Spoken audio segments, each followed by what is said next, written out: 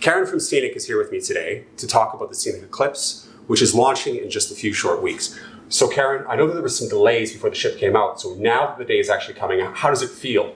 It is super exciting. This ship has been well worth the wait. She's going to be absolutely amazing. Designed specifically for the polar regions, but she'll travel basically everywhere in the world. So it's a bit of a tease because today, while we're going to give you a bit of information about it, Scenic is actually keeping it very, very much under wraps. So we only have some concept art and a bit of conversation to have with you. We are planning on having another video in the spring where we're going to have some actual footage of the ship itself on board and the rooms. So do keep in touch with that one and watch the video when we have it. But for now, let's have a nice little rundown. Tell us about this ship. She is literally the world's first discovery yacht. So whilst she will look like a small cruise ship, she's been designed with all the specifications of a super yacht. The ports and destinations that we're going to, other ships just can't get into. And she's small when it comes to passenger numbers. So we've only got 114 suites on board, starting at 32 square metres, so nice little lead-in size. And when we're in the polar regions, we're actually only going to be taking 200 passengers on board total.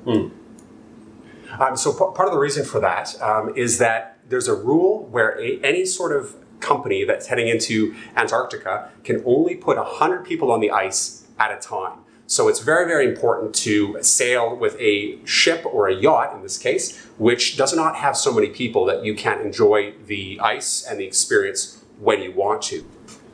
Now, Karen, I can't help but notice that there are submersibles and helicopters with the Eclipse.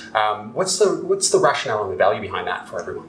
So we've decided that in some of the key destinations that we're going to, we're just not going to do that destination justice, just seeing it kind of from this height looking out. So we've introduced the 2 twin-engine helicopters to take our guests that little bit further. So going out further afield into the ice, where before if you've wanted to do that, you've actually had to go ice trekking. And that can be pretty arduous and not kind of the luxury experience that we were wanting. So we've got the helicopters on board to do that. They'll also be available in other destinations for those flights. Imagine going over and seeing Mount Etna from the top. Of course, yes. But really getting to the heart and exploring those destinations. And the same thing with the semi-submersible. There's a wide part of the market out there that's never been able to dive. They've never seen the amazing underwater world.